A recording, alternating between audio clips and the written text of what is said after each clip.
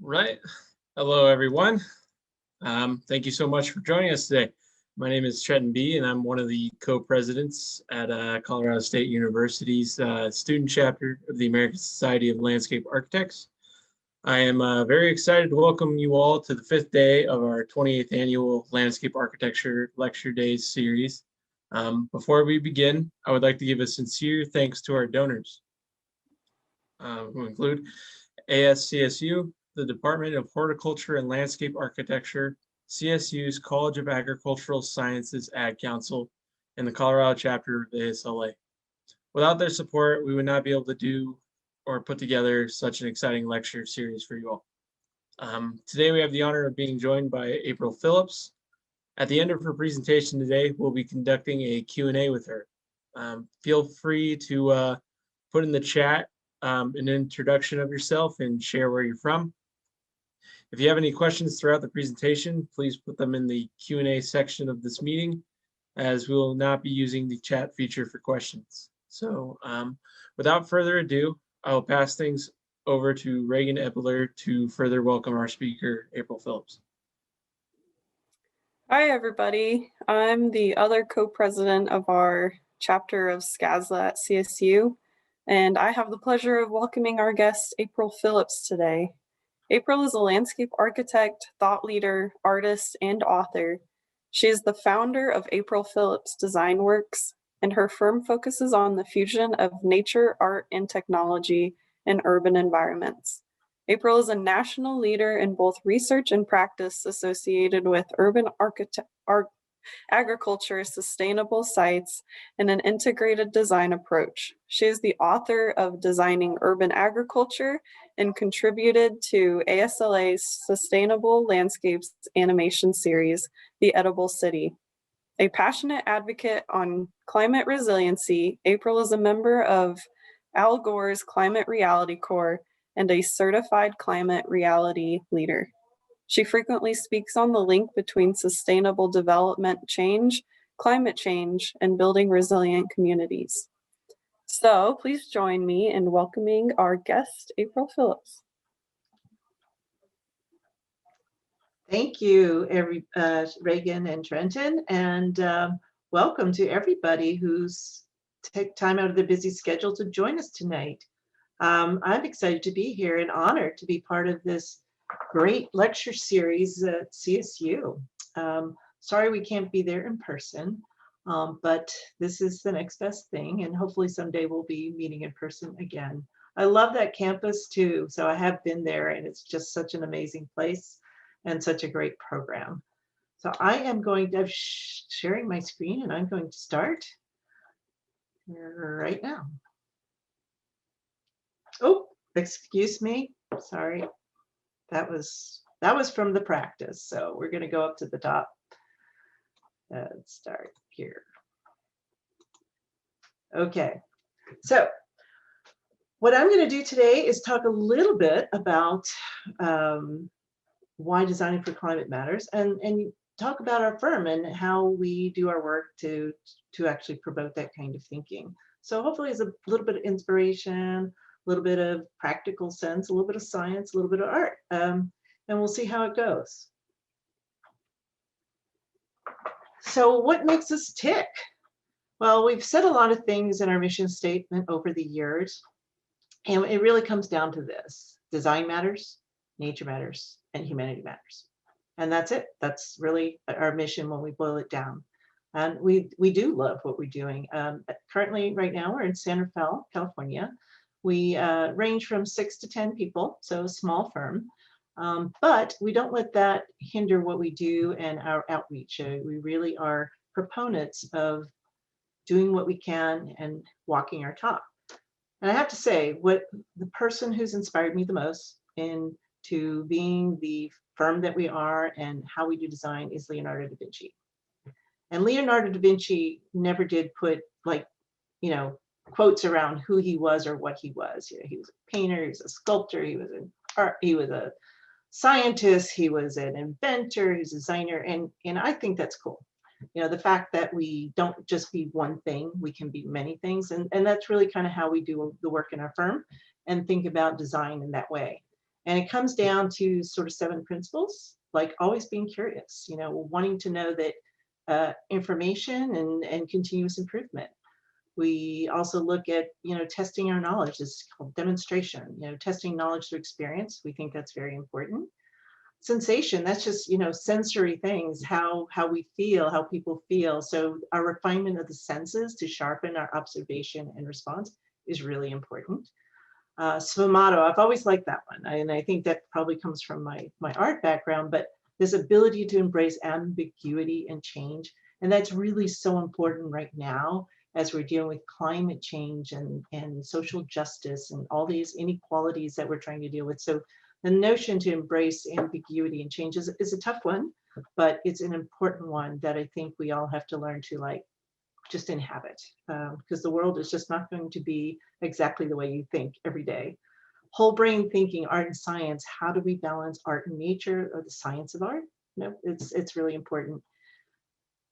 Corporalita, of the body, how do we think about wellness in terms of our mind and our bodies, and mental health has been a big topic these days too. So all of these things, what happens to me with Leonardo is he was so forward thinking, he's timeless. And so, like I said, he's my muse. And then the last one is the most important one. I hope I leave with you today. It's a little bit about understanding connections. So how do we recognize and appreciate that everything is connected? In other words, we are part of the cosmos is part of us. Stardust is in our bodies. So that is kind of what excites me, what I hope, excites everyone in my firm. And all the work that we do is kind of based around these kinds of principles. So when I look at it simply, good design to me and to our firm is nature, art, science, and community. So design matters, nature matters, humanity matters. And so that's really kind of the basic, that Vitruvian Man is sort of the model. And if you've been to our website, you'll notice that we have a little Vitruvian Man that you have to put together before you actually apply to our firm. So it's just one of our fun things and part of our culture. Reagan, you did a great job saying a little bit about who I was and some of the accomplishments. I'm just going to kind of reiterate that while I'm a landscape architect and an urban designer, I am also an artist, a thinker, an inventor, whatever. I think like Leonardo, we shouldn't silo ourselves. We should kind of really embrace who we are and think about everything from all different types of perspectives. I did go to LSU, so don't hold that against me. But from LSU, my path went from the south to the west coast. I was actually one of the first landscape architects to present at the very first Greenbuild conference in Austin. The very first one. So I am dating myself, but it was a most amazing experience. And it is really kind of what galvanized me to push forward and advocate for the Sustainable Sites Initiative. So yes, I'm an advocate as well. I try to be a good citizen of the planet.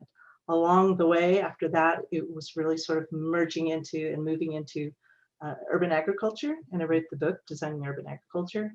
And then sort of that kind of also just recently has kind of culminated in being a climate reality leader and being trained by Al Gore a couple of years ago in DC to be a leader and to speak about climate and advocate for how we can do it. And I choose to do that through landscape architecture because I think that we are part of that, understanding that adaptation and solutions more so than a lot of other disciplines. So that kind of galvanizes our work. So I'm going to start by showing you guys a couple of examples of our work. We'll start with Union Square. It was one of the first projects we had after we had opened up. And I actually started, this was a competition that I won. And you don't often do that as early in your career and win a competition in your own backyard. So it was very exciting. We call this All the Squares a Stage. And if anything, it is really kind of the most amazing thing. Every time I still go, every time I go there now, even today, it just gives me goosebumps, that I did this, I was part of this, I'm a part of the city. And the most important thing I remember from the jury comments is that we embraced the city fabric. Our project did not stop at the curb. It really went to the facade of the buildings and beyond. And that that was actually part of our design, and thinking about that aspect of that, it was connected into the city. So it was really cool that somebody got that. And you can see some of the images on the other side. We started with a lot of drawings. We really embraced the fact that this is the living room for San Francisco, with all of the seasons, such as the Christmas tree. And then we brought art into the design by having an artist look at all the plants from the highlands and lowlands of the coast and this area, as well as an artist who did a lot of the lights that you see, the sculptures that you see here, where there is an art shows beginning to go on. So it's very exciting, and really was a great way to start and push our portfolio.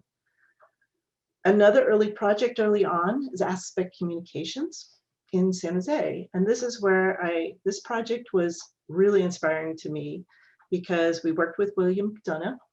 He hadn't written Cradle to Cradle yet, but he was really talking about all things connection, all things nature, and to have an architect talk about the land in a way that I didn't think landscape architects were talking about it with clients, say, oh, we want the bees here and we want this and so forth. It really inspired me to be a better landscape architect and to really learn as much as I could about LEED, and then along the way, understanding his cradle to cradle approach and so forth. And it was a really important project for me, because that was really what pushed me to say that LEED did not deal with the land, and we needed something like a sustainable sites initiative. So that actually furthered my growth as I began to learn to figure out how we can champion what landscape architects do, and how we can work with the land more ecologically and aesthetically. And fast forward to a more current project. This is the BF Outdoor headquarters. It's an office campus project, but it is LEED Platinum, totally off the grid. And it is also bay friendly. And it was one of the first interesting projects to have an edible garden that was connected to the cafeteria. So what we called this really was the company garden, the connections to the cafeteria, the health, and the community. And you can see here that everything is salad garden, the orchard, and so forth, owls and raptors. We really kind of promoted the biodiversity and the ecology of the space for a company. VF Outdoors. They are North Face, Jansport, they're Lucy, and so forth. So they were an outdoor company. So they really wanted to really embrace the idea that nature is part of our wellness and happiness in life. And so that was really amazing experience. And one of the things where I really admired them along the way is we had a 3,000 square foot edible garden right in the area that I'm showing you, this garden here. And it was about 3,000 feet. They wanted to kind of be a little larger than one of their other offices in Seattle, Washington, and because they had a little green team. And we also had a outdoor volleyball court here. So one day I was walking with Steve, their CEO, and he's like, April, what do you think about, expanding your garden? What if we just got rid of the volleyball court? We have a climbing wall. We don't really need it. And I'm really thinking about having a cafeteria that we can grow food here, and our green team can take care of this, and it'll be part of this wellness experience. And I said, sure, let's do it.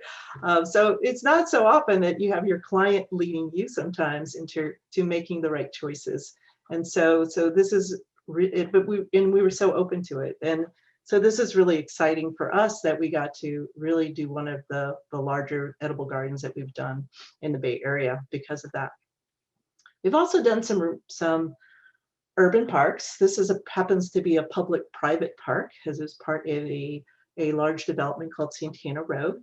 And the notion here, though, was it was actually one of the first projects that really had retail thinking about, I want some outdoor living, and how we do. And now you see that all the time, although not right now during COVID as much, but this was one of the first projects that began in California to really kind of do that indoor-outdoor relationship and have all these spaces support the retail, because they realized people like to take a little bit of a break, but being in a nice place keeps them there, and then they'll shop some more. So it's a little bit of capitalist, but still it's a lot about quality of life. the exciting thing about this project is we also designed this central park to save these beautiful oak trees.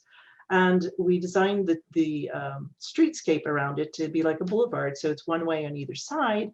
And that allowed the development to have a farmer's market every Sunday. You know, they could easily route the traffic through one of the other lanes, and everything functionally worked. It was pretty much modeled on the sort of more European model of everybody being outside, having their cup of coffee and so forth. So it was a galvanizing project for us to do a lot more of these kinds of projects as we went. We've also done some hospitality. This is Hotel Via in San Francisco, down right near the ballpark.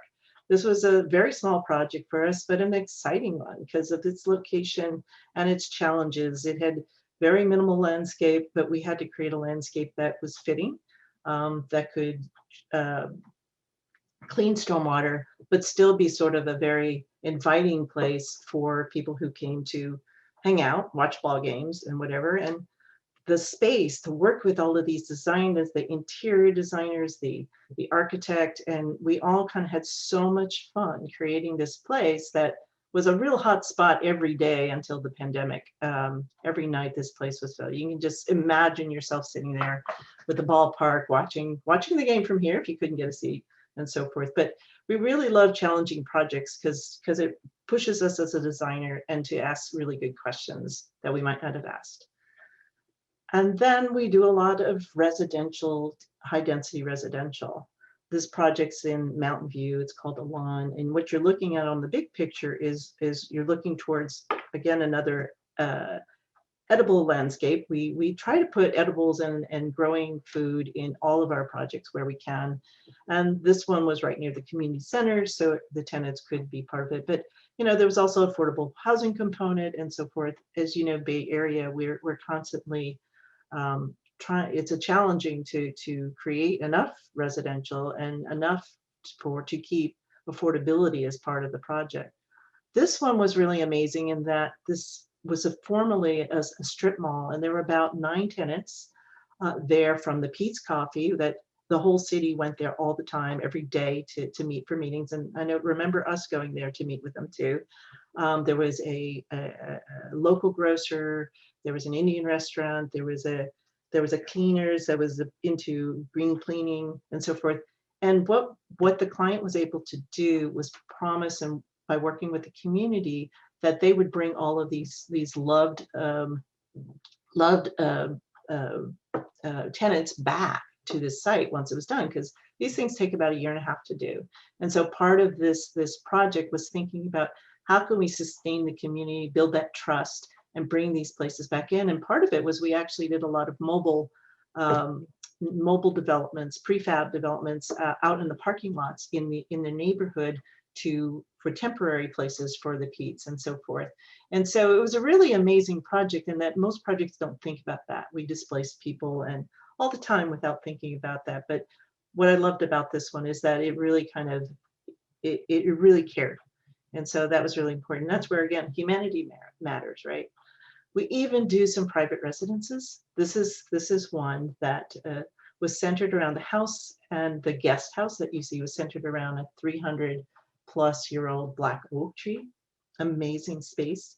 When you look at the pool area, that upper deck terrace is facing the western sunset. Amazing. And we don't always get to do this in other projects, so it's fun to do these once in a while. So we enjoy testing we get a lot more into our biodiversity and our plant knowledge and so forth, and coming up with spaces that are elegant and refined. So now I'm going to change tones a little bit and talk a little bit more about design for climate, why it matters, by talking about food and climate and how might we commit to nourishing both. So I'm going to talk to you a little bit about some of the science, some of the issues, and use some of our projects as we go through this part.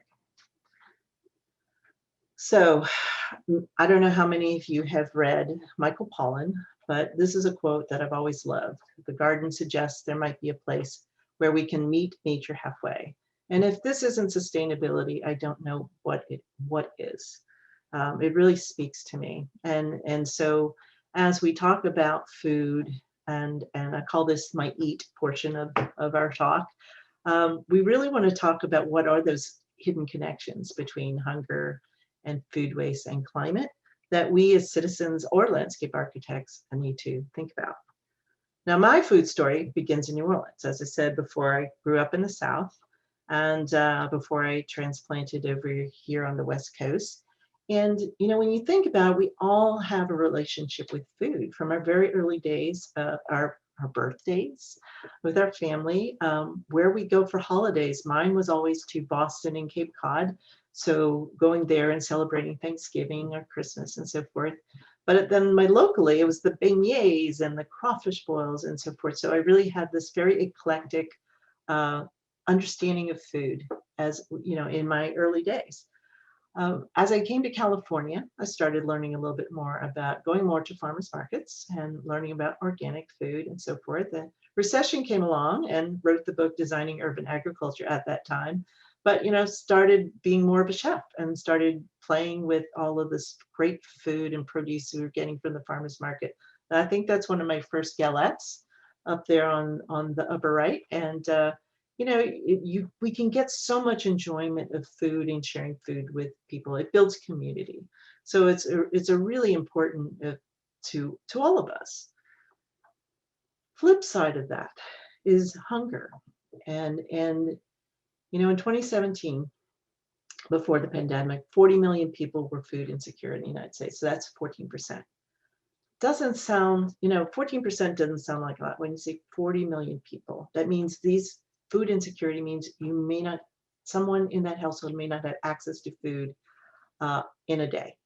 And so statistically, that is 5.5 million seniors. It's 14.3 households. It's 11 million children. So 1 in 7 children who are struggling with hunger on a daily basis. And it makes you realize why, you know, why we have a lot of school programs for food, for feeding people, because we need food for our brains to work, for our bodies to work. And so that's 1 in 9, 40 million people. The statistics now are with the pandemic in 2020, it rose to 17% or 54 million. So even more people, and this is still climbing because unemployment is growing. Feeding America is a great organization to actually support if you have the ability to either volunteer or with money to help feed people who are experiencing hunger, whether it's temporary or full-time. So what I like about this organization too is from a knowledge perspective, you can actually, they do a lot of food insecurity maps. So you can actually go to your state, county by county, and figure out what's going on. And it's amazing, you know, while Colorado has less people than California, they're at, I believe, 9.9%. Then again, this is 2018 numbers. I don't have all the current numbers, and it was 10.8, but that's still 9, you know, close to 10% for both, and close to 11% for the other. But still, it's a lot of people who are feeling hunger, and you may know someone. So it's an important thing to be aware of as a human being, but I'll challenge this also as a designer. The other interesting thing about food, okay, is food waste. And 1/3 of all the food that we produce is wasted in the whole world. That's 1.3 billion pounds. It's enough food to feed 3 billion people. And when you look at all the statistics, we have a world where we have 805 million people going hungry. So, you know, what's wrong with this, that we have so much wasted food? Because we should be able to feed these people, no problem. Now, another book that's really great is by Tristan Stewart called Waste, called Uncovering the Global Food Scandal. But he has also done a lot of TED Talks. So I'm a big proponent of TED Talks. So if you want Tristan in a shorter bite and not want to read a book, you go to TED Talks and type in his name, and you'll get his talks. It talks about it in an amazing way and inspires you to kind of get involved and think about how much food you waste, how much your projects might waste, and so forth, and the projects that we centered this around. Can we develop our projects to deal with food waste in a better way, right? And then from ULI, there's a book called Food Foolish, which is about that hidden connection. But really what it's saying is that our food waste is going, 96% or more is going into landfills, which produces methane gas. And that is one of the most potent contributors to climate change. So we need to deal with it from that perspective as well. So, you know, what do we do? Another astounding fact is food waste and food loss. If it was its own country, it would be the third largest carbon emitter after China and the USA. So can you imagine how big that is? And then India and Russia are not too far behind. But that is an amazing, astounding number. So why is this important? So I think we reframe this to understand a perspective for answering the question, how do we make our cities and regions a more livable place in the face of climate change? In addition to air and water, food is a basic human need. So I think it contributes to our understanding of how we think about this as a designer.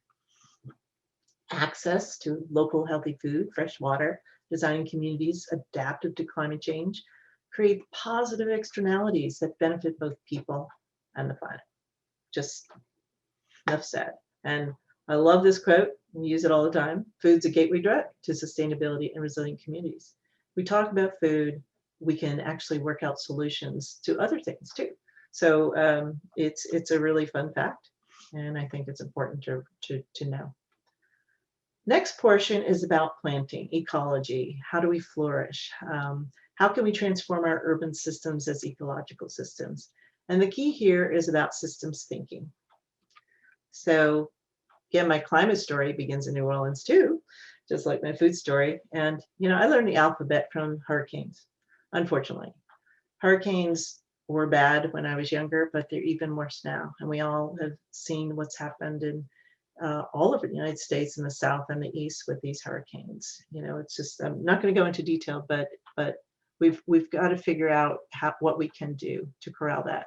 And then moving to California, you know, it's really been about wildfires and rising temperatures and heat waves. So the last wildfire was about, I want to say about 30 miles from my house. Yeah, it's scary. And I live in an urban environment, and that is just really scary. And you feel for the people who are displaced and the land that is burnt away and so forth. And right now our heat waves are getting worse and worse. So, you know, this is something as a designer, how do we deal with it on different levels, right? And one of the ways is through systems thinking.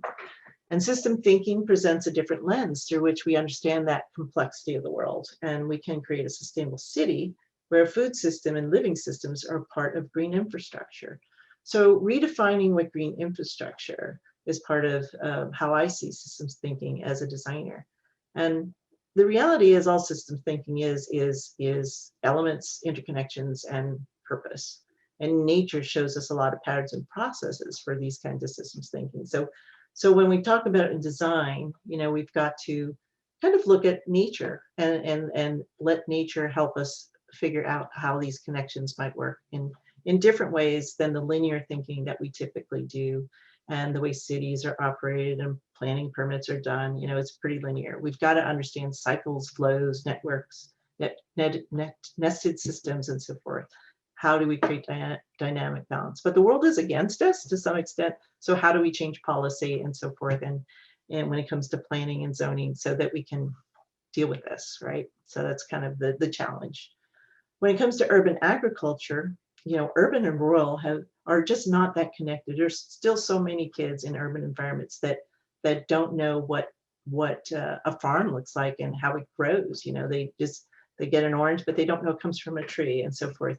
And so this notion of creating this peri-urban area that connects and binds the urban to the rural and creates that connectivity as a corridor, if you will, really can enrich our lives so much more, and really embrace education and healthy living and so forth. And I think this is really important. What it means more specifically as, you know, landscape designer would be, what is biodiversity? How do we enhance biodiversity? Thinking about pollinators in our work, not ignoring this. This is a great project done by a colleague for the Dolores Street Pollinator Boulevard. And they really created a habitat that was all about the bees and the butterflies and wasps. And the whole boulevard is just thriving with this. And it really creates, because it's over a mile long, it creates this thriving corridor that really encourages habitat to happen. So why can't we do more of those? And then when it comes to water systems, it's really about performance and how can we make our cities function more like forests. We don't just want to think about biofiltrations and stormwater gardens. It really should be how do we think of the city as a sponge? How do we make sure that we're infiltrating water everywhere? How does it relate to trees and so forth? And one of the things that, you know, the way permits and things work a lot of times is about I go to a stormwater permit, I go to water quality, I do this, but they don't think about the whole thing connected as a system. And that's what we too can begin to champion in our work to do more of thinking about how this ecology can be less severed and more connected. It's very empowering. And I think that it's going to be through green infrastructure because people understand infrastructure. And so it's about how do we think engineeringly about these things. And along the way, it's also, you know, we get better air quality, community aesthetics, recreation, and so forth. So it's how we bring all that into play is the important thing. One of the projects that we first did, this is another Bill McDonough project, by the way, where we talked about the systems up front as a team is our 38 Dolores project. It also was a sites pilot project. So we had gotten sites off the ground and we entered this as a pilot project to convince the client that we would do a lot of R&D on our own and do this because it was a pilot project. But having the team already thinking this way, you know, we didn't have to force people to think. We had Bill talking about the different things. So we talked about alternative energy and natural ventilation, the connection to nature.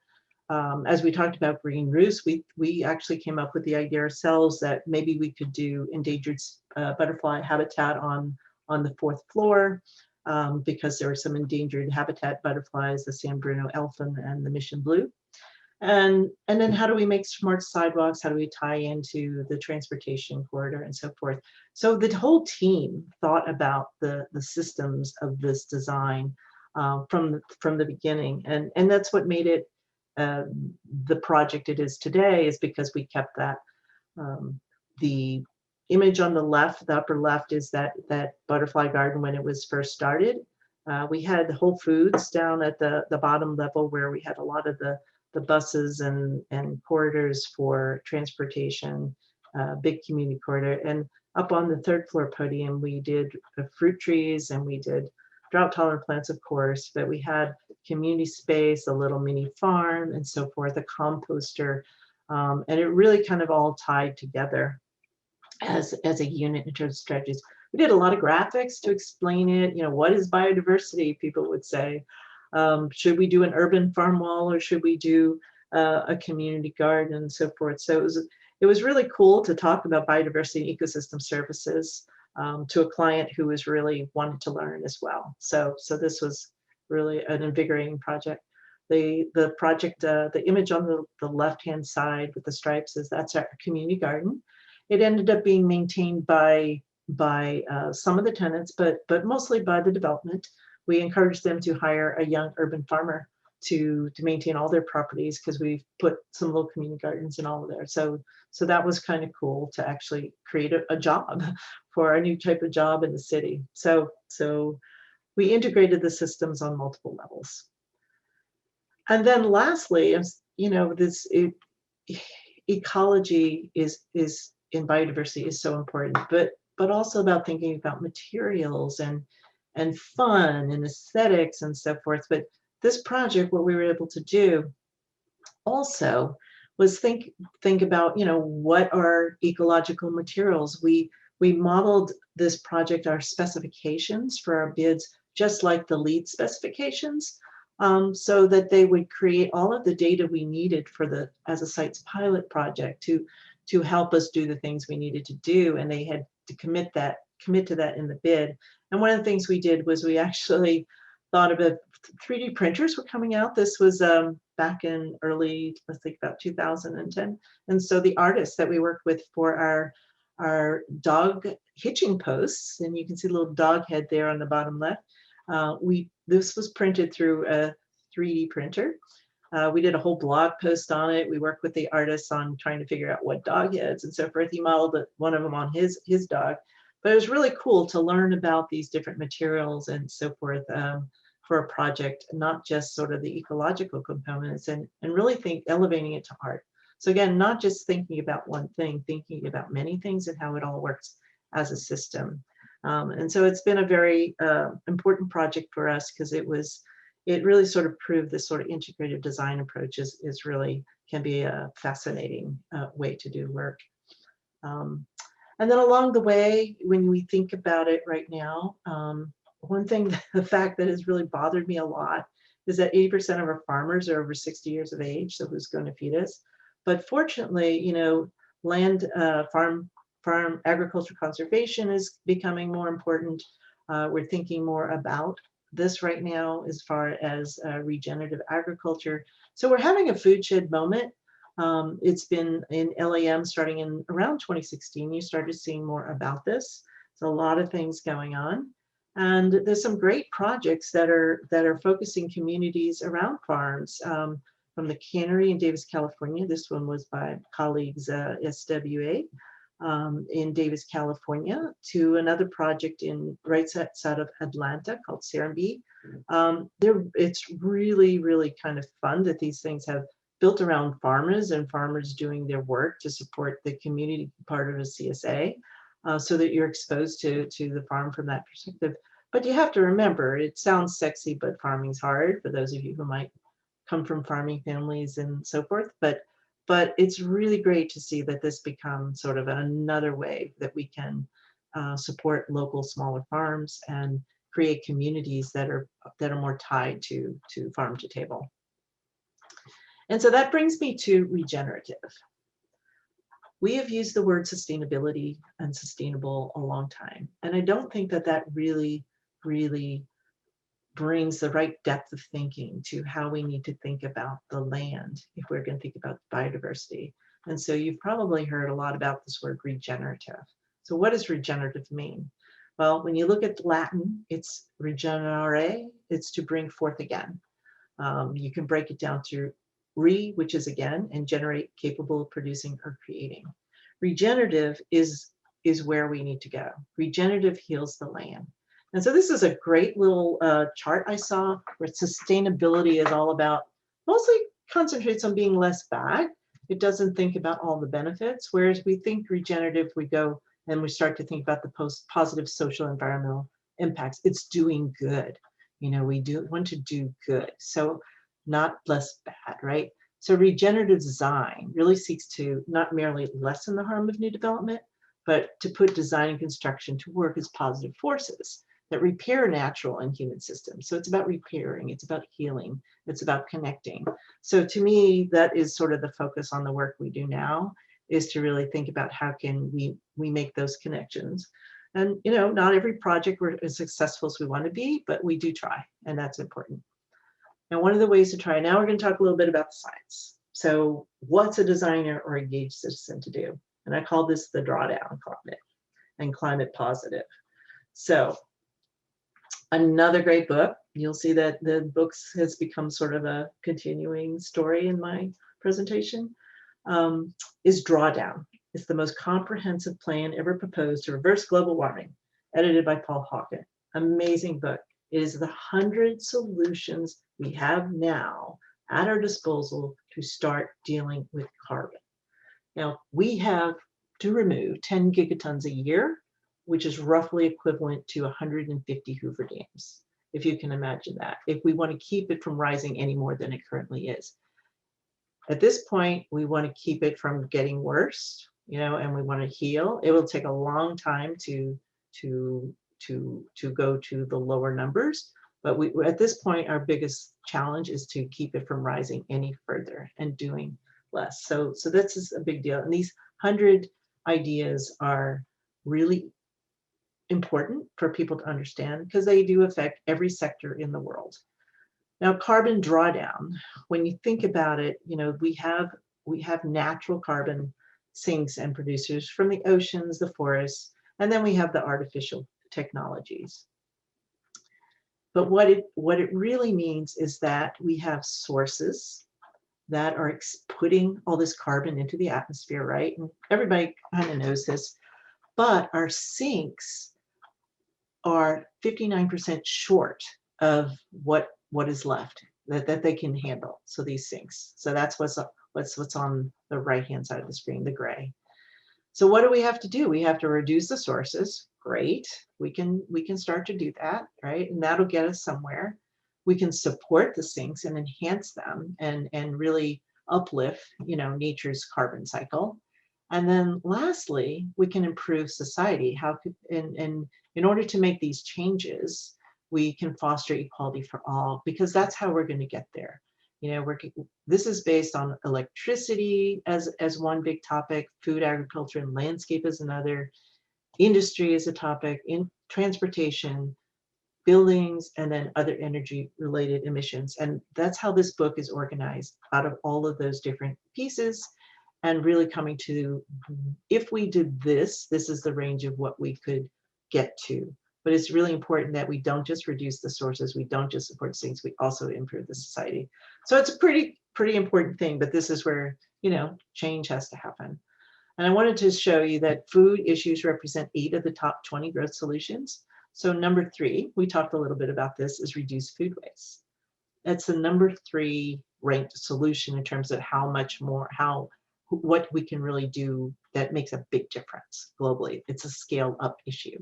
So number 3, so what can we as human beings, citizens of the planet, do to help reduce food waste? Plant-rich diet, that's another one. And I know we slowly are going more plant-based, and it's not that you have to go wholeheartedly switch. Congrats to those who do, but that is number 4. So when you look at these things and look at the numbers and what it will take globally to do it, it's not impossible. And it's given things. So I think it's a really, really, really important book, I think, for everybody to read. Regenerative agriculture is number 11. So if we can change industrial agriculture to be regenerative agriculture, that would do a lot. And then there's a lot of conservation agriculture and so forth. So again, it's drawing down. What can we do? There are many different, it's one organization, but they also have local initiatives. Here in my county, Marin, we have Drawdown Marin. And one of the projects I'm going to show you in a little bit is one of their pilot initiatives, we proposed it as one of their pilot initiatives for drawing down as an example for education. It all begins with healthy soils. So many of us know this, but we don't, I find soil science really challenging, but important and cool to learn about. There's a great movie, though, that we just watched a little while back, and I encourage everybody to watch, called Kiss the Ground. Go to kisstheground.com. You can have a watch party and so forth. It's on Netflix as well. And what it does is it really focuses on the fact that the solution is right under our feet. And it tells you how, why, who's doing what, and gets you so excited about soil and putting your hands in the soil and the dirt and so forth. But it really inspires you to do more and understand how you can do it in your daily life or in your design life and whatever. It's a really, really cool book. And one of the ways that people are dealing with soil is through carbon farming.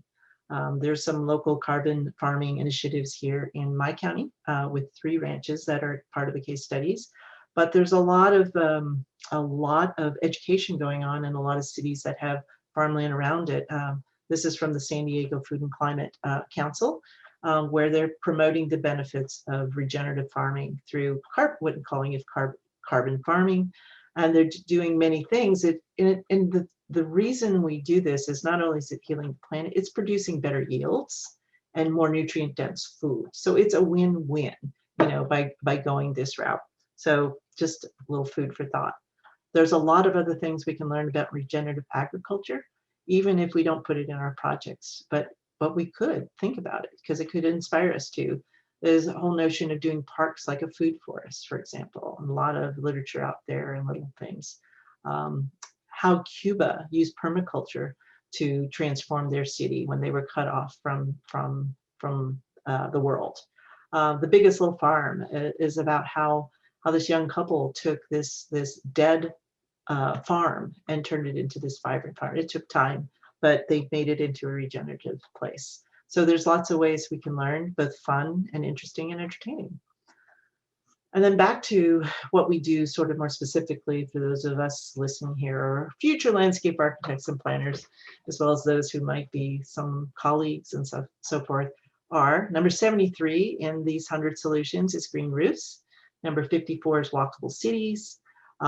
Rooftop solar is number 10, perennial biomass, and so forth. So there are things that we have that we can do to contribute to drawing down carbon and making a better place. This is a project that we did, a green roof. So we put a lot of landscape on the building, created a space that was, that was based around how the community that was living here might use the space. We worked with the colors. We do a lot of 3D models, by the way, so that's kind of why I threw this in. And we do a lot of materials boards because we think it's really important to explain. And this is kind of what I just did a site punch about a few months ago. And this is what it looked like. We designed it like a coral reef per se, because we're right on the coast. But we have a green roof that is kind of luscious and interesting with dry plants, succulents, and so forth.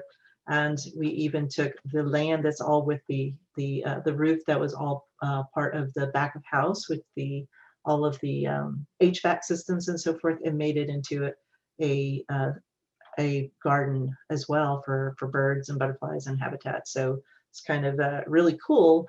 While the tenants might not see this area as much, we know it's there. It's really kind of creating more habitat in the city and more nature.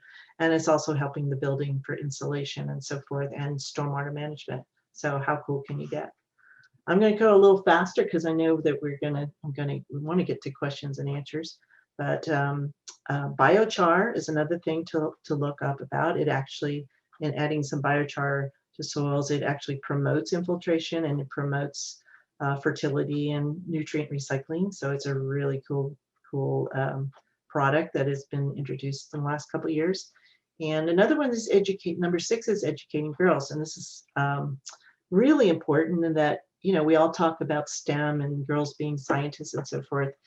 Here in developed countries, we're thinking, that's what we think when it's about educating girls. But in undeveloped countries, it's been proven that if you educate girls and women in communities, the community becomes more resilient, they become safer and so forth. So educating girls is a really big deal. And the young lady in the blue flannel shirt, this is our edible Miller Creek Edible School Garden. That is a woman who inspires me every day. This is my daughter, Gabrielle Charlack. And she she was the inspiration for the Miller Creek Edible School Garden, which became a project we worked with her on. And she inspires me with her wanting to make a better place in the world every day. What we did, we do at least a project a year that is more about giving back to community. And she raised $30,000 for this project with her principal and going to different community events for that. But what we did is we helped support her, and we helped create the volunteer program to build it and to create some educational materials to talk to the community about it in terms of what its outreach would be and education. And in the end, it became about engaging the community and lifelong learning. She too was inspired by others, such as Michelle Obama's White House Garden, and then Alice Waters' Edible School Garden was located in Berkeley, California. So this notion of thinking that we can't do things, if you think about what a young middle school can do and inspire her community to do, I think we can all do that as well, in terms of how we bring it to the work. And the reality is no project is too small when it comes down to this kind of thinking. And that leads me to the last part of the science part here with carbon, is that there are some new tools out there for carbon reduction design tools. One is called the Climate Positive Design Challenge. Again, you can go onto that, and it has the Pathfinder tool, which I will show you in a minute on one of our projects on the boards right now, how we're using it to calculate our carbon footprint. The Marine Carbon Farming Project, for those of you who are doing work with regenerative agriculture and helping to to spur on nurturing our soils. There's a number of projects. We have one in Marin called the Marin Carbon Farming Project. And then the Sustainable Sites Initiative is really a systems-based tool. It's looking at everything. Well, it's again, deals with credits. It's still about doing all these different things to create more ecological benefit and services and follow nature's role and healing a site. So these are all tools that help us to be better designers and thinking about sort of a systems thinking approach. So let's go on to this project. So one of the projects on the board that we're most excited about right now is called the Center for Food and Agriculture and the Marin Farmers Market. The director there is famous for saying, making the world a better place, one bite at a time. I love that. It's just, I go to the farmer's market and it is, it's just, you just realize it's just about taste and community and so forth. So this is going to be a place that promotes food and agriculture and eco-literacy and food literacy. And they want to be the first zero-waste farmers market in the world, or at least in the United States, but we haven't found one yet that, so we think will be the first.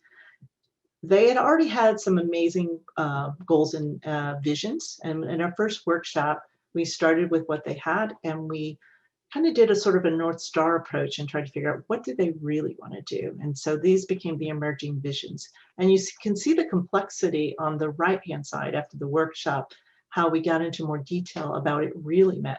So welcome, for example, meant both creating a market and a place that was about creating sanctuary as well as diversity, because they felt that the market wasn't as diverse as it could be. They didn't have as much diversity in the farmers and so forth. And they didn't have much diversity about all the communities coming to the market. So that was a way to kind of define their vision of what they really wanted the farmers market to evolve to for their new home, and also what the Center for Food and Agriculture was all about. We did a lot of vision boards throughout this process. By the time we got to workshop 3, the pandemic hit. So workshop 4 was done totally virtually this past summer. This is just 6 of the 25 boards that we had. It was just a really amazing project. And when it came down to it, a lot of this is a parking lot for 7 days a week, which on 3 days a week would become the farmers market. Because it's in the Civic Center campus, it had to be accessible for them on the days that the market wasn't in use. And we had to site it so that our Center for Food and Agriculture was not taking away from the ability to park. So I'm going to do a couple of colors. That's our Center for Food and Agriculture. That's our visitor center. Those are our wash stations for both restrooms as well as for produce days. And then sort of a cold storage place for food, for all of the food insecure programs they had, and taking care of leftover foods from each of the markets. And then on the market day, basically, this is what happens. The market comes in, the producers come in. And all while this is going to be the most sustainable place, regenerative, all about regenerative design, and all about food and insecurity and so forth, and diversity and inclusion and so forth. Pollinators, you bet it. So if I go through a couple of the images, we did a 3D model. We actually did some fly-throughs. Just walk you through it really quick to show that how things are temporary when it comes to market day versus what's permanent, what's not permanent. We had to work with we also had to come up with some ideas for what the education program could be, talking about zero waste, talking about natural living systems, talking about sea level rise and so forth. What is a biodigester? What is soil, healthy soil all about, and so forth? How do you compost? What is compost, and so forth? Even the carbon drawdown, since we're now part of their initiative. And then places to educate and deal with healthy living education outside as well, and creating an environment that was conducive to that. And so this is the project that we entered into the Climate Positive Design Challenge to their Pathfinder tool. And when we first did it, we were at 4 years of positive, which what the footprint is looking for is having projects commit to 5 years minimum deposited to 20 years, depending on the type of project you are. So when we entered this with all of our design ideas and stuff, we were like so excited. Since the workshop 4, as we're developing and going into schematic design, we are now at 2 years to positive, which is, and what this means is that in 2 years, we will have sequestered the carbon that we have emitted, and then we're going positive and sequestering more. So that's an amazing feat. So this becomes a living place to sequester more carbon. So just on the carbon level, you know, we are in an amazing, it would be a great way to kind of meet the goals and mission of this project from that perspective. This is the site. What you do is enter your site. This is what that Pathfinder tool looks like. It has the names of different products. From materials, you fill in the information on the sizes. You don't have to do the calculation. It calculates for you. All of the items right now that you see in red is how much is emitted. So you can see we did like stabilized crushed stone. We have how many kilograms of CO2 we're emitting. And you go through and you see a lot of big numbers, right? And then we get to eco-concrete. And because that was one of the ways we were going to make sure that the parking lot was less, was more good, if you will. And it only did 12. And that's what helped us get to 4. And as we've been refining it and finding out more materials for each of these that are more sustainable and putting in our own equations for them, because they aren't there. And that's the tool is learning more and more materials. As more of us put things in, they will increase their palette. But right now it allows you to do your own palette as well. So anyway, so, and you can see here, all of the numbers are in green. So these are all the plants. So they're automatically sequestering. So you can up your quantities and go up and down. You can see we didn't have as much wetlands. If we were to do more wetlands, if we could have space, we will sequester even more. So that was kind of the learning too. And then lastly, for this project, we were really working with zero food waste, and that includes food recovery programs. So learning about apps and volunteer organizations that are in your community is one way to deal with that. And then many farmers markets like this one with AIM do have a lot of programs that are feeding hungry people, and actually even sending some of the food so it's not wasted, to food banks and so forth, and gleaning programs and so forth. So it's something that even if you're not doing a farmers market or an agriculture project, you can, as a citizen, understand how to support your community. Last project is on sea level rise, and I wanted to show you this because we did a couple of animations for this and climate. And this project is our Alameda Waterfront project. It is just started construction 3 days ago, March 1st. It is located in Alameda, and Alameda is an island, and that star is where our park is. And it's a former naval air station. It was the home of all these air carriers in World War II, as well as the Clippers airplanes and so forth. So it has amazing history, and which of course we want to interpret and not hide. And so this is what the site looks like right now. This is that base and the land. This was a drone. We took our own drone shots to do this. So we try to push technology as much as we can. This shows how we had to do a lot of learning about sea level rise. You can see Alameda over here on the left-hand part of the screen. It is an island. And then these were all of the different data that you can see of the different sea level rise. So SLR means sea level rise. So 24-inch, 66. Everybody says here in the Bay Area that 66 is the minimum number that we need to design for. And what that meant to our project is we looked at the different ways we might be able to handle it. So there was designing for inundation, which just means you design it so that it can inundate, and then you give way back to the water. There's seawall to stop, there's levee ideas, and there's also floodable wetlands. So we looked at this from the big picture. What you're seeing is the hardscape part of a park to more the softscape recreation as you go west. We came up with little thumbnails on what these all meant. And then we did some little videos, and I'll show one for inundation. And let's start this now. And what we did, just on normal, if there weren't storms in 2017, we would not go over the lower part of the park. 2050, we still don't go over the park. But between 2050 and 2100, we start to come up over almost too much. So there, we are just, we are going to flood. Now, in a storm event in 2017, we have, which is now, we will have inundation events, flood events. And in 2050, we have more flood events. But after 2050, we are totally flooded. So it was a good way to show people how stormwater, what sea level rise meant, and the difference between a storm event and just regular sea level rise. Because a lot of people just think of it as just a normal day.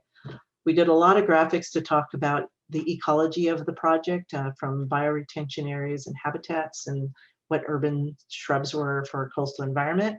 And this was our original inundation garden. So understanding if we inundate, how we can do it over time with salt tolerance as we get up to the upper level, which was designed for not flooding. So then that was kind of how it is. So I'm going to end with how we think this is going to transform. Here's the image looking to San Francisco at the sunset at the center of our park. And this is what it'll look like when we're done in about a year. So come back and talk to me in a year, and hopefully I'll have some great images of our park. And so I want to leave you with this. I really think the designer is a change agent. If we're going to design for integration, we have to think about change and being the change driver. And I want to thank you guys for listening to me. I'll leave you also with this little quote from Gary Snyder, and I'll turn it back over to Trenton. I think Trenton next, right? Yep. Thank you, guys. I did it. Yeah. Awesome. Thank you so much, April. So the time now is 6:02, which means we have 25-30 minutes to ask questions for the questions you've been asking in the comment section down there. So please feel free to continue to ask questions, and we'll do our best to get through as many of them as we can. So I guess I'll be the one asking the questions here. The first one here asks, what major problems have you encountered when designing for the climate? That's a good one. I think probably the biggest challenge is understanding the data, the science, right? And how to apply it to your project. That's the first challenge. The second is describing the design to the community and to your client about what it means. And so for us, what we have found that the more we can do these animations or stories or graphics to tell that story, that helps, because just saying it and talking it and using words doesn't always do that. And I think the other challenge is you're thinking ahead so far. While we have flood events right now here in my neck of the woods, people forget when it goes down, and they're thinking that, oh, someday we'll deal with it, right? They don't thinking that far ahead and what is permanent versus what is temporary. I mean, really, you have to admit anything we build that's permanent is temporary. If things get worse and you flood, so thinking about and living with, I think it comes to that ambiguity that you have to live with a little bit. How do you explain that to people? I think that is challenging because not everyone can live with that in their head as an idea. All right. Thanks for that. Yeah. Should I stop sharing, Trenton? It's up to you. Okay, I'll just leave it up. So the second question here asks, what other books have really helped you on your journey through landscape architecture? Okay. Well, one of the first two books was back in the day was Design with Nature, Ian McHarg's book. It's still one of my go-to books. And then the other one was, and so that was really kind of really embracing the bigger systems of design in a way that I hadn't at the time. We didn't have computers back then either. You know, it was GIS was just getting started. We had to go to a computer lab, give our design information to a person in that department, and then they would spit out our information. So we were very divorced from it, but it was like the most amazing book. The other one was Larry Halpern's book about just the pictures that he did of the city and the beautiful, sweet little details. And I've always found that book to inspire me about, you know, you design a storm drain or a bench or something that you look at how it really fits into the city and what the materiality is and the texture. So those two have been like from my very early days. That right now I'm reading, let's see, I think I love Kate Orff's book, you know, on the ecology. I'm reading The Planting in a Post-Wild World. I think that's really amazing. It makes me think about transcending sort of, it's like not letting horticulture limit you, but using horticulture as a way to create that scientific community. But then again, you bring in your design to it. So those are two that come to mind. I know there's a lot others. You can ask my staff, and you know, we have an extensive library. I'm always encouraging them to check out books. So books are cool.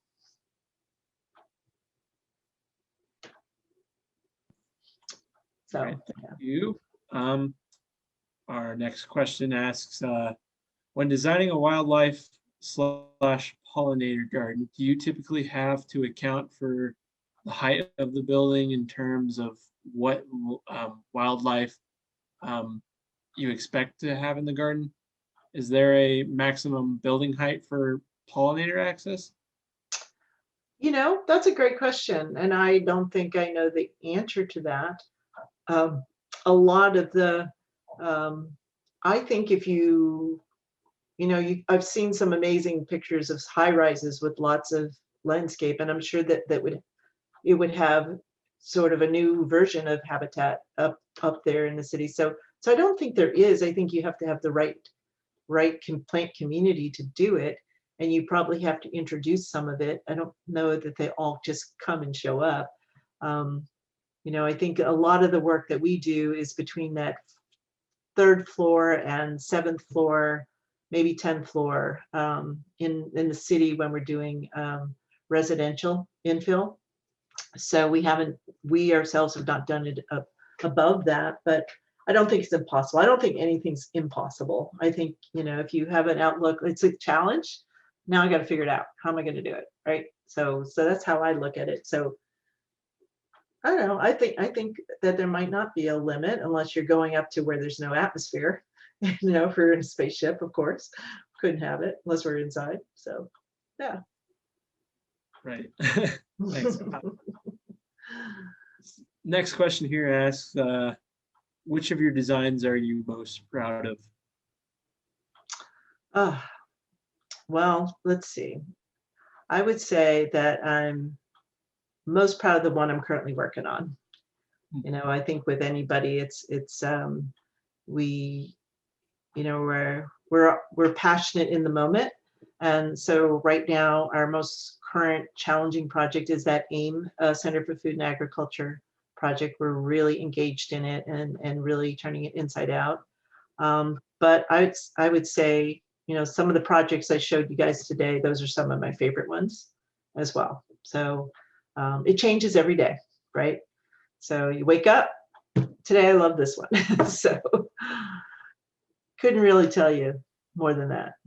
Gotcha. Cool. Next question.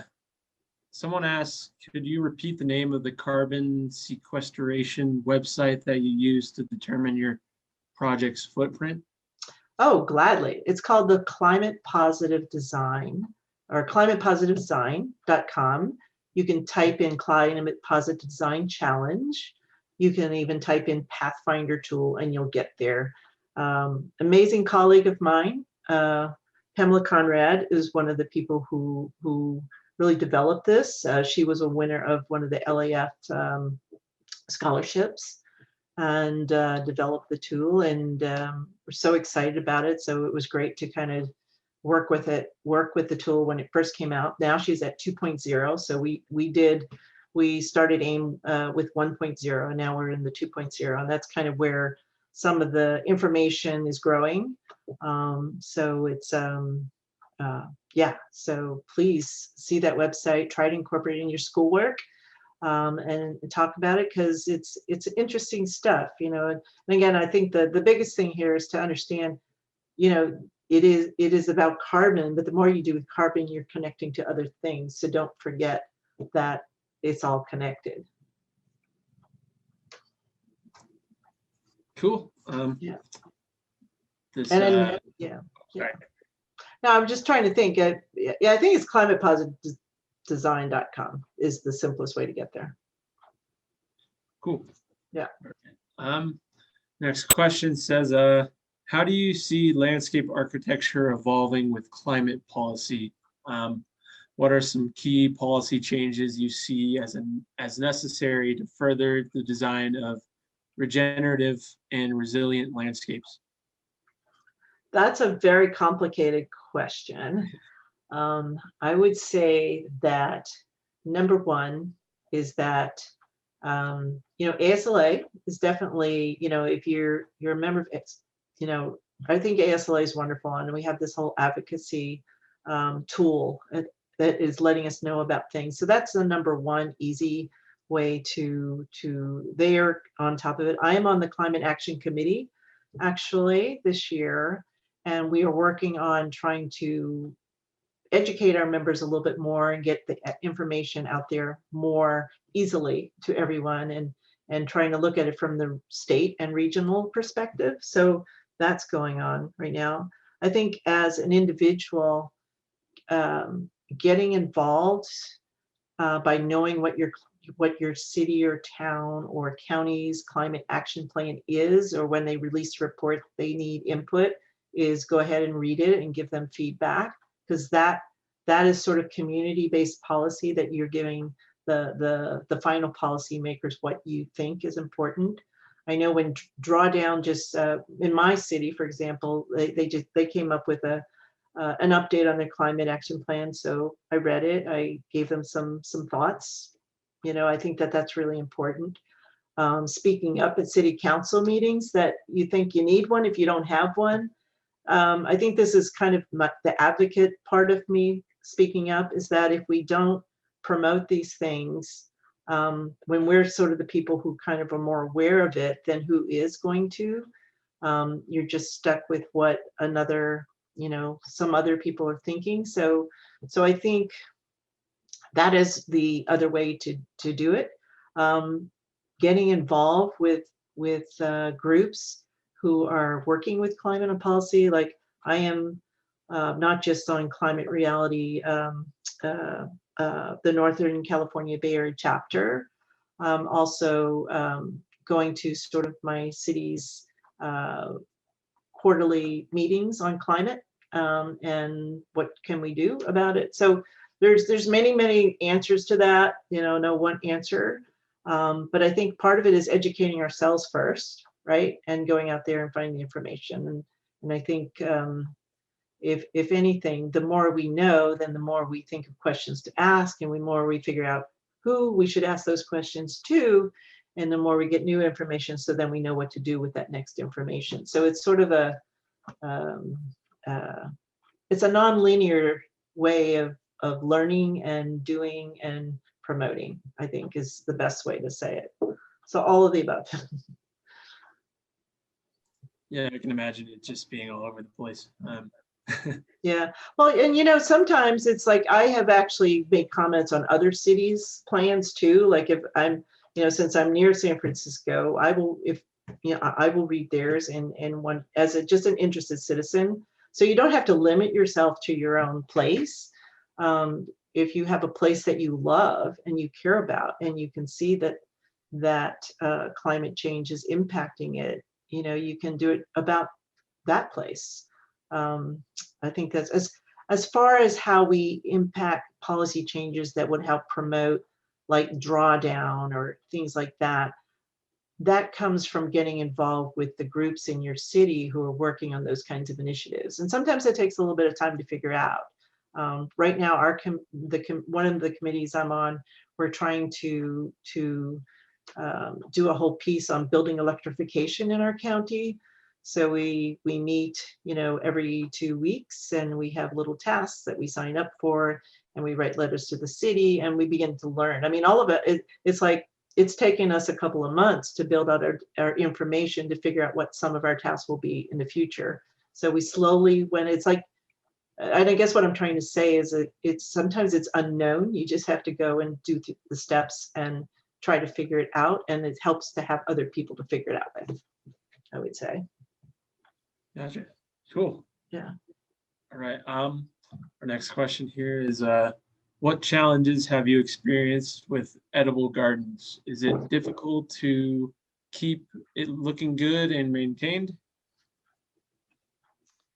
Another great question. Yes and no. So one of the people I interviewed in my book was for the Atlanta Botanical Garden, and she's the director of the garden there, and it's a beautiful garden, and it really they have a kitchen, that they can get people involved in food and learning about food, and it's very fun and so forth. And what she said is you have to learn how to hide the uglies. So knowing that some things in a garden are more green and more vigorous and more perennial and look good, it's designing the space so that whether it's a low wall or a fence or you put the composter, it's knowing how it has to perform, but putting your line of sight to not look at the things that would just be more annual based and look empty. So part of it is just design thinking, right? And trying to think from a designer visual experience is how might I locate things in design to make sure that people see the more beautiful part first, and I can hide some of that stuff. But sometimes it's the other. Sometimes you just want everybody to know about that seasonality and stuff. But that is in our projects that I showed you, like the high density residential. That is one of their biggest concerns. So a lot of times we'll have like a little fence, or we'll do put it as part of a experience that you go to, and we'll figure out how to make sure that it's, when it is in that let's call it the fallow stage, there might be a sign or something to explain it as well. So as all of those things all work, I would say that that is probably the biggest thing a lot of the developers that we work with for these housing projects will bring up. But it's starting to be a little bit less. And then the more you can get something like a restaurant to be engaged, that they want to farm your farm for you, they're going to keep it going. So a lot of it is, how do you run it? And the bigger the edible landscape is, the more you need to think about that ahead of time. And that was the other thing that we always do, is make sure that we understand what their operations is going to be with it. If it's just going to be an amenity, let's call it, like, we keep the herbs, and that they really aren't interested in more than that. But that's fine. We can put some Meyer lemons, we can put some lavender, we can give them things that smell good, from a sensory perspective. And then the leasing people can kind of maintain it in the sense of having nice things cut or placed in bowls in the community room. So we keep it small, right? For the one that we did in the 38 Dolores, we actually, like I said, they had hired a young farmer to maintain it. And as long as they do that, it's going to look good, and they can do it. So it's understanding that that's just as important as designing it and planting it the first year. So that's you've got to think about all those things. Cool. This next question relates to what we're talking about here. Have you ever noticed if larger edible gardens are used more than smaller gardens?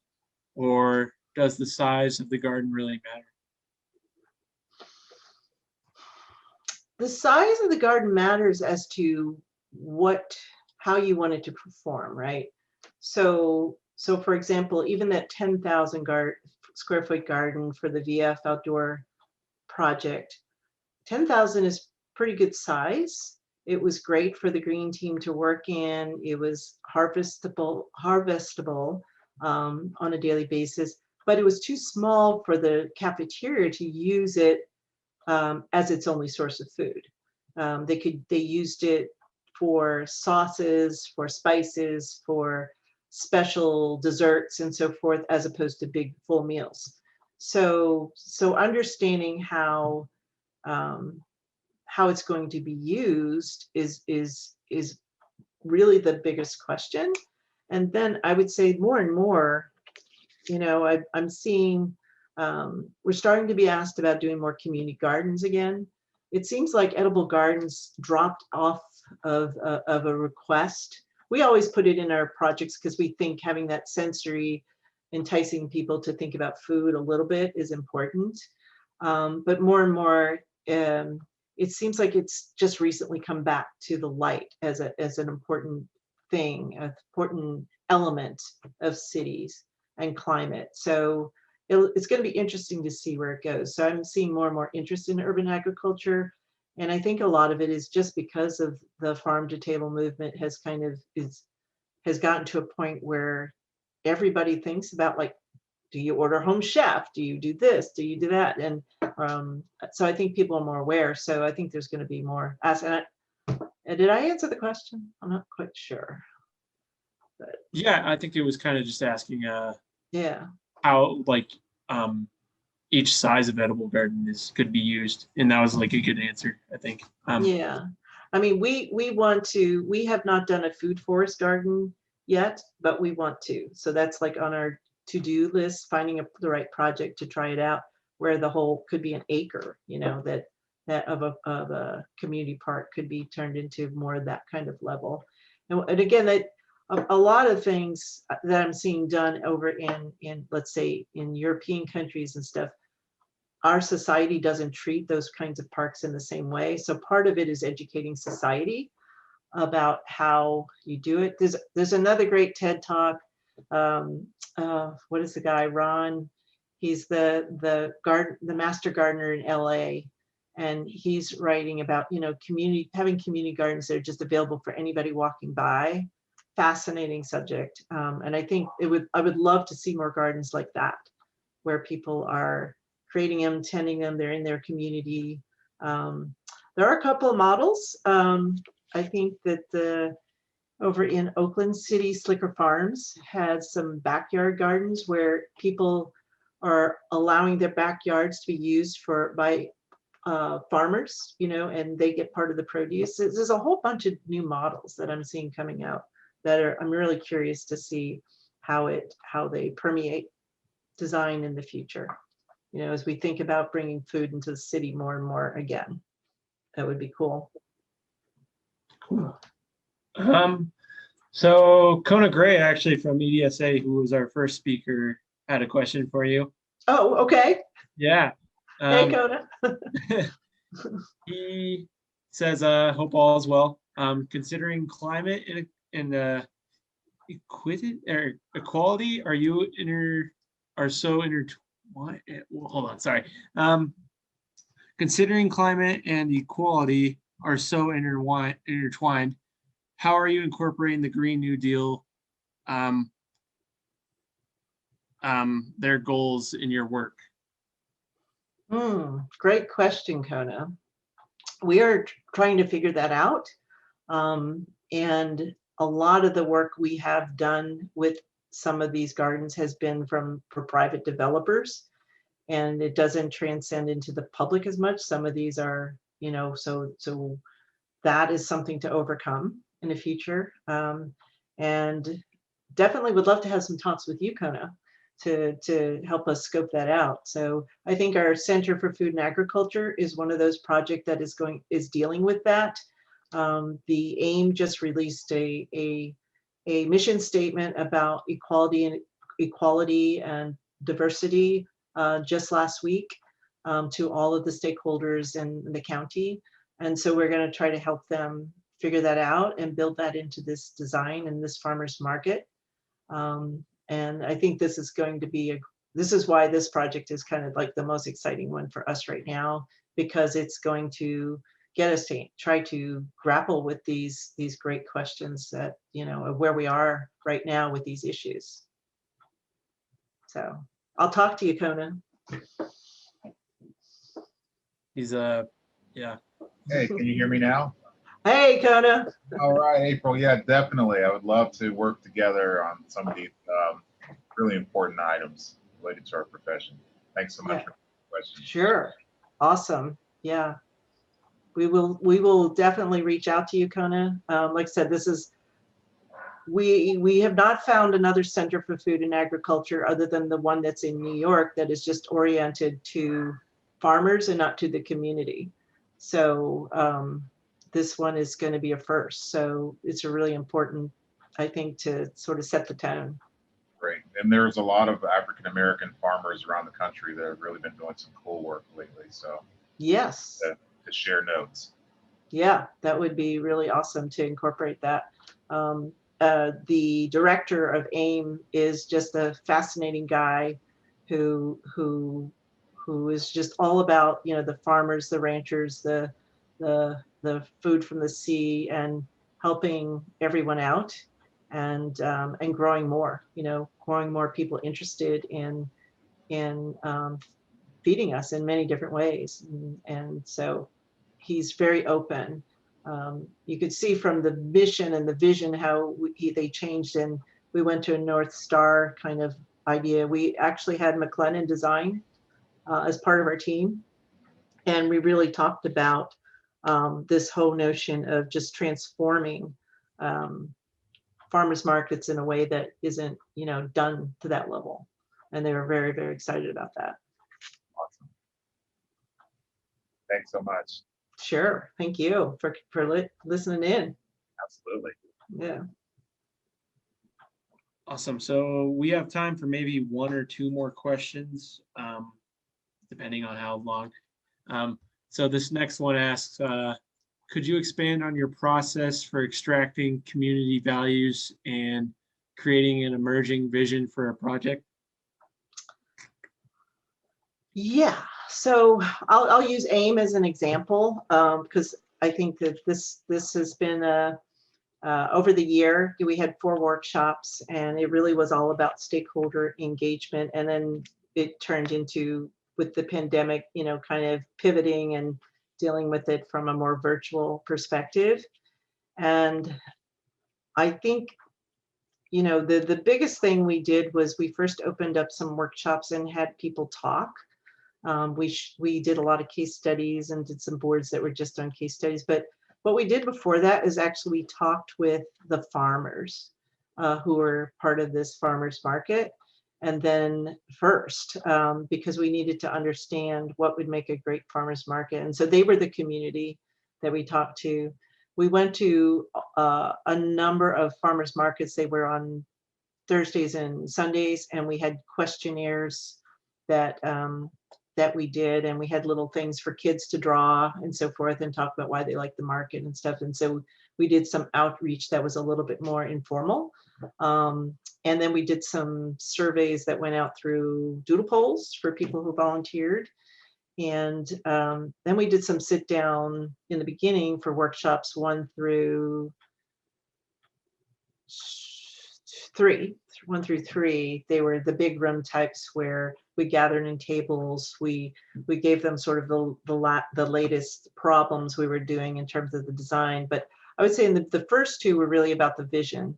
So with the vision, we did a lot of rapid fire questions and writing it down, and people raising hands and so forth. And it was like this rapid fire type of thing. We must have had the room covered with all of the answers, and then we compiled them and sent them back to people to digest. So it's a lot of interesting things.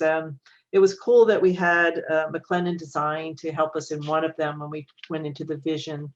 And that was where this North Star idea came out, because I had not heard about that before, where it's like, not just what do we want to do, what must we do, and what do we, what's our desire?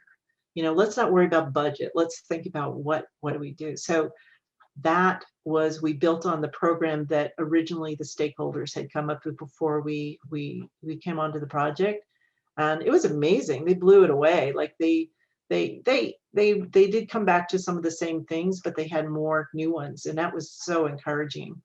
And then as far as even the diversity question and justice, environmental justice and social justice and food justice came up a lot. A lot of the stakeholder groups represented different communities that were actually underserved at the market. They felt like they weren't, the transportation wasn't there for them to get there. They felt that there were not enough of them there that they felt comfortable. The problem or the issue with the county that we're in is that while we have a lot of hunger and inequality in this county, it's hidden.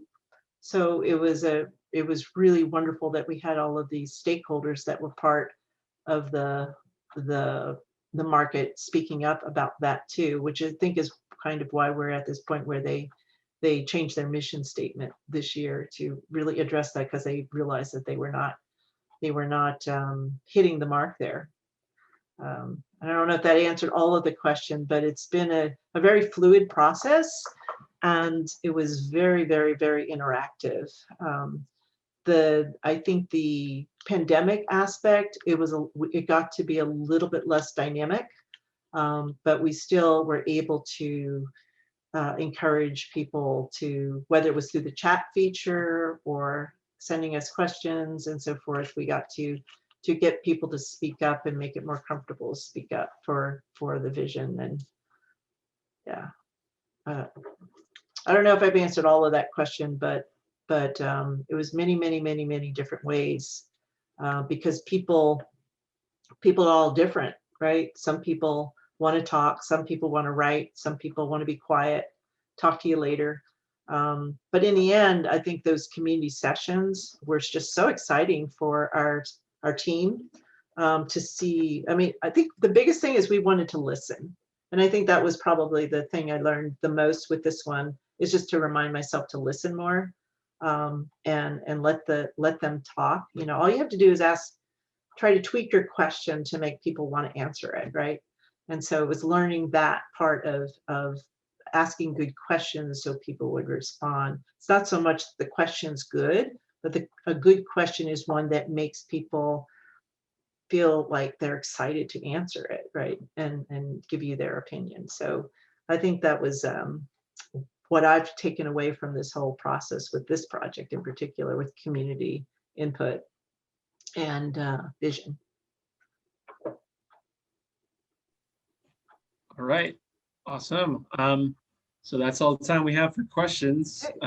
Thank you again, April, for taking the time to present for us on our 5th day of our lecture series here. I'm sure we're all giving you a nice round of applause here. You can hear us, but yeah.